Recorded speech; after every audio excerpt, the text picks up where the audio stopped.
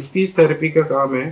Speech therapist का काम होता है कि बच्चे के वर्ड्स क्लियर नहीं है, बच्चे के साउंड्स नहीं निकल रहे हैं, बच्चा सेंटेंसेस नहीं बना पा रहा है। जी।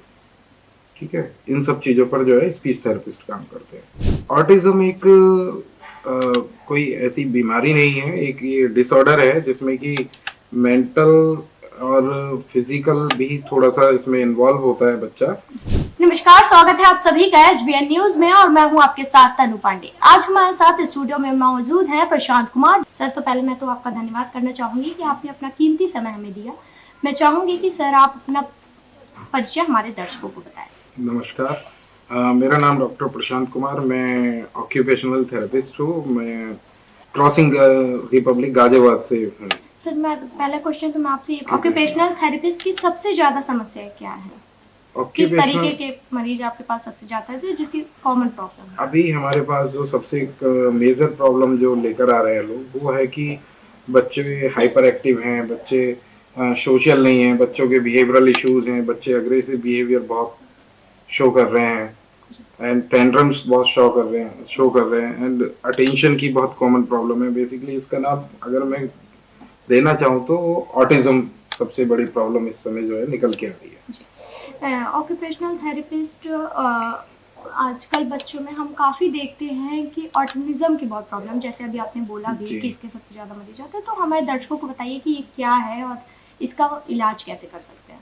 ऑटिज्म एक कोई ऐसी बीमारी नहीं है, एक ये डिसऑर्डर है जिसमें कि मेंटल और फिजिकल भी थोड़ा सा इसमें इन्वॉल्व होता है बच्चा, और मेंटल प्रॉब्लम है। और इसमें सबसे जो कॉमन प्रॉब्लम आती है, बच्चा अपनी ही एक छोटी सी दुनिया बनाकर उसमें ही जो है व्यस्त रहता है, और बच्चा काफी हाइपर भी देखने को मिलता है। और सबसे बड़ी प्रॉब्लम है कि वो सोशल बिल्कुल नहीं रहता है, और जो एटमॉस्फेयर हमारे आसपास होता है उसमें को बिल्कुल भी एक्सपोज नहीं करता है।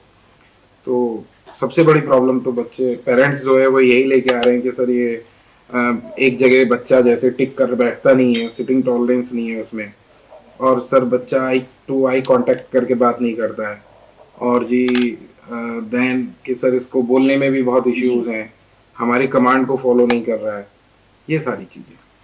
तो अच्छा, जैसे कि बच्चों में आजकल अभी आपने बताया कि बोल नहीं रहा है जी, तो आजकल हम ये भी देखते हैं कि बच्चे आजकल बोलना बहुत देर में शुरू करते हैं और हमारे पेरेंट्स क्या कहते हैं कि एक उनका अलग ही मिथ है कि हम भी देर में बोलते थे और इसलिए हमारा बच्चा 5 साल में बोलेगा, 6 साल में बोलेगा। तो जी, ये बात बिल्कुल, ये बात देखिए बिल्कुल जो है 100% तो नहीं है गलत, बट गलत है कि बच्चा जो है 5-6 साल की एज के बाद बोलेगा, ये जरूरी नहीं है। ठीक है, ये पहले होता था, बट अभी ऐसा नहीं है। अभी अगर बच्चा जो है 2 साल के बाद भी अगर बैबलिंग नहीं आ रही है, और 2.5 साल में अगर बच्चे के वर्ड्स नहीं आ रहे हैं, और कहने का मतलब है कि जैसे सेंटेंसेस पे काम नहीं कर रहा है बच्चा, तो कहीं ना कहीं उसमें जो है कुछ ना कुछ इश्यूज हैं, जिसकी कोई ना कोई वजह है कि बच्चा क्यों नहीं बोल पा रहा है जी।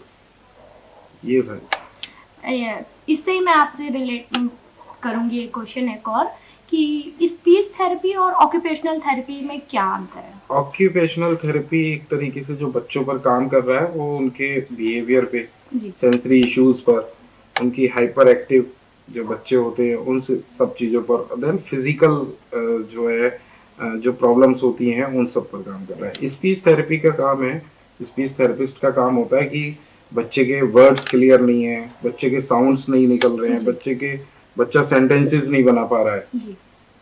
ठीक है, इन सब चीज़ों पर जो है स्पीच थेरेपिस्ट काम करते हैं। तो क्या इसकी वजह एक मोबाइल भी हो सकती है? मोबाइल का एक्सपोजर है कि आजकल बहुत इम्पैक्ट पड़ रहा है बच्चों बिल्कुल पे बिल्कुल मोबाइल बिल्कुल। का। मोबाइल का जो मतलब एक्सपोजर है, जरूरत से ज़्यादा बच्चों को मोबाइल हम अगर दिखा रहे हैं, तो कहीं ना कहीं उसकी एक बहुत बड़ी वजह है, और सबसे उससे भी ज़्यादा है कि भाई लैक ऑफ सोशलाइजेशन। बच्चे एक जो एटमॉस्फेयर है उसको एक्सपोजर नहीं कर रहे, और लैक ऑफ सोशलाइजेशन के बाद लैक ऑफ मतलब फूड डेफिशिएंसीज हैं बच्चों की, और आपका लैक ऑफ नेचर, ये भी बहुत मतलब ये सब चीज़ें जो है बड़ी कॉमन है इन सब चीज़ों में। आजकल बच्चे ऑटिज्म तो के लिए। वही सारी चिप्स कुरकुरे स्क्रीन, यही सब यस यस खाते हैं। यस, स्क्रीन का एक्सपोजर जो है, चाहे वो मोबाइल है चाहे वो टीवी है। अच्छा, तो एक बच्चे को कितने घंटे हम फोन या टीवी दे सकते हैं? देखिए, सभी बच्चों पे जो है इसका गलत प्रभाव नहीं होता है, जी लेकिन हाँ, जो बच्चे जो है 100% अगर स्क्रीन को दे रहे हैं जी। और जो बाकी के हमारे जो आसपास जो एटमॉस्फेयर है उस पर ध्यान नहीं दे रहे हैं, उन पे इस चीज का ज्यादा इम्पैक्ट पड़ता है। ऐसा नहीं है कि भाई 10 बच्चे, अगर मतलब परिवार में 5 बच्चे हैं, सबने, कई बार पेरेंट्स क्वेश्चन करते हैं कि सर और बच्चों ने भी जो है हमारे मोबाइल का, जो टीवी और मोबाइल काफी देखा है, उनको तो कोई ऐसी परेशानी नहीं हुई, 2 लोगों को हुई या एक को किसी को हुई, तो उसका वही कारण है कि 100% जो है उसको मोबाइल और स्क्रीन का ही एक्सपोजर ज्यादा मिला। जैसे अभी आपने कहा कि 5 बच्चे और 1 बच्चा, तो मैं ये अब क्वेश्चन पूछना चाहूँगी कि कभी-कभी हम देखते हैं कि जो 5 बच्चे हैं वो आपस में खेल रहे हैं, जी। लेकिन जो बच्चा अकेले है वो स्क्रीनिंग में ही लगा है। स्क्रीन में लगा है तो या इस फिर अपनी हाँ, किसी टॉय को हाँ जी। ले लेगा, और बट वो उसको, सोशल नहीं हाँ, होता सोशल है। बिल्कुल हाँ नहीं जी। रहता है वो, तो तो ये, इस पर बच्चे का गलत असर पड़ता हाँ जी, है बिल्कुल कि बिल्कुल, वो पेरेंट्स को चाहिए कि वो 5 बच्चों के साथ उनको भेजें, बच्चों खेलें। अपनी एज के ग्रुप में वो बच्चा जी, खेले, जाए, बात करे, जी, उनकी बात को सुने। कई जो एबनॉर्मल बच्चे होते हैं, जो मतलब एक तरफा बच्चा जो है अपना प्ले कर रहा है, उसमें क्या होता है कि अगर कोई साउंड, 4 बच्चे अगर साउंड्स के साथ खेल रहे हैं, तो वो उसको भी जो है वहां से दूर भागने दूर की भागें। कोशिश करेगा। मैं चाहूँगी कि आप हमारे दर्शकों को स्पेशल एजुकेशन के बारे में भी अवेयर करें कि ये क्या है? स्पेशल एजुकेशन एक, मतलब मैं यूं कहूँगा कि जैसे बच्चे 5 साल 6 साल की एज तक या 7 ईयर की एज तक जो है, अगर अपने आप को जो है नहीं उसमें फॉर्म में ले, एक्चुअली होता क्या है कि ऑटिज्म की 3 कैटेगरी होती है, जैसे कि माइल्ड, मॉडरेट एंड सीवियर। अगर जिन बच्चों के साथ सीवियर प्रॉब्लम होती है, उन बच्चों को स्पेशल एजुकेशन की ज़्यादा जरूरत पड़ती है। सर मैं चाहूँगी कि इसको थोड़ा सा और ब्रीफ में बताएं। उनका आईक्यू लेवल बहुत कम होता है, जी, तो इस वजह से हम उनको स्पेशल एजुकेशन देंगे। पढ़ाई में अपनी एज से वो पीछे रहते हैं, जी, ठीक है। जैसे कि फिजिकल एज और मेंटल एज का जो है, इसमें बहुत बड़ा गैप होता है। मान लो कि कोई बच्चा जो है 12 ईयर्स का है, तो उसकी जो एजुकेशन का जो लेवल है, वो अभी 4 साल या 5 साल के बच्चे का जो है जी। लेवल होता है। इस एज में इसकी ही वजह से हम उनको स्पेशल एजुकेशन प्रोवाइड कराते हैं। सर समझने में बड़ी परेशानी होती है उनको, हाँ, है ना, तो ये सर लर्निंग में बहुत प्रॉब्लम्स आती है, जी। इसलिए हम स्पेशल एजुकेशन हम कराते हैं। फिजिकल डिसेबिलिटी क्या होती है सर? फिजिकल डिसेबिलिटी, जैसे फिजिकल इम्पैक्ट बच्चों का पड़ना, जैसे कि एक सेरिब्रल पाल्सी करके एक परेशान बीमारी है, उसमें फिजिकल डिसेबिलिटी हम उसी की वही बोल देते हैं। और उसमें बच्चों का जन्मजात विकलांगता, हाथ पैरों का टेढ़ापन, अपने आप से बच्चे को चलने में बड़ी परेशानी, उठकर बैठने में बड़ी परेशानी होती है, इन सब चीज़ों पे हम फिजिकल डिसेबिलिटी पर ही ऑक्यूपेशनल थेरेपी ट्रीटमेंट देते हैं।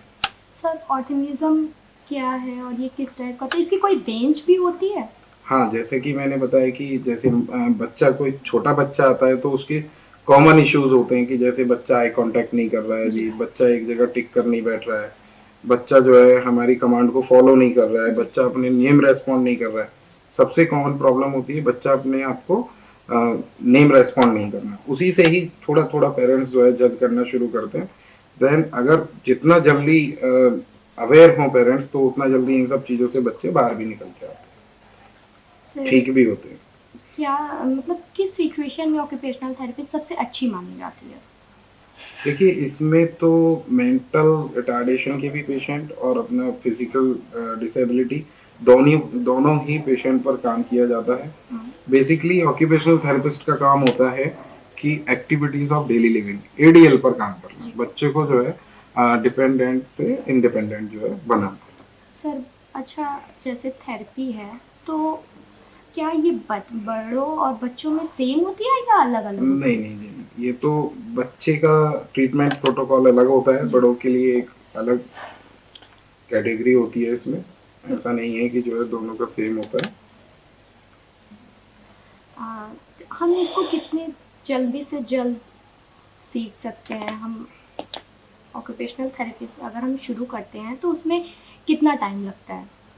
देखिए अगर बच्चे के शुरुआती ही दिनों में ये बच्चे का पता चल जाए तो उस पे कि भाई बच्चे में ये थोड़ी थोड़ी प्रॉब्लम्स है, बच्चा आई कांटेक्ट नहीं कर रहा है, बच्चा नेम रेस्पॉन्ड नहीं कर रहा है, किसी साउंड को सुन के पीछे की तरफ नहीं देख रहा है, हमारी तरफ नहीं देख रहा है, तो उतनी ही अगर जितना जल्दी ये ट्रीटमेंट अगर ऑक्यूपेशनल थेरेपी अगर मिलने लग जाए वो उतनी ही कुछ ही महीनों में जो है बच्चा इन सब चीज़ों से निकल के बाहर आ जाता है। बेसिकली होता क्या है कि बच्चा अपनी गति से डेवलपमेंट कर रहा होता है, बच्चे का अपना ब्रेन डेवलप हो रहा होता है और बच्चा रिग्रेशन में जाता है, यानी कि अपने आगे जाने की बजाय पीछे रिवर्स में जाता है। सर मैं तो पहले आपका धन्यवाद करना चाहूँगी कि आपने अपना कीमती समय हमें दिया। मैं चाहूँगी कि अगर आप अपने बच्चों में ऑक्यूपेशनल थेरेपी से रिलेटेड कोई भी परेशानी देख रहे हैं या आपका बच्चा जल्दी नहीं बोल पा रहा है या उसकी कोई भी ऐसी एक्टिविटी है जो आपको इम्पैक्ट कर रही है कि मेरा बच्चा जल्दी नहीं बोल रहा है, मेरा बच्चा अलग है सबसे, तो आप प्लीज़ सबसे पहले ऑक्यूपेशनल थेरेपी के पास जाएं और उसका जल्द से जल्द इलाज करें। सर मैं आपका धन्यवाद करना चाहूँगी कि अपना कीमती समय हमें दिया। धन्यवाद। वीडियोस देखने के लिए सब्सक्राइब करें HBN न्यूज़, बेल आइकन दबाकर लेटेस्ट नोटिफिकेशन पाएं।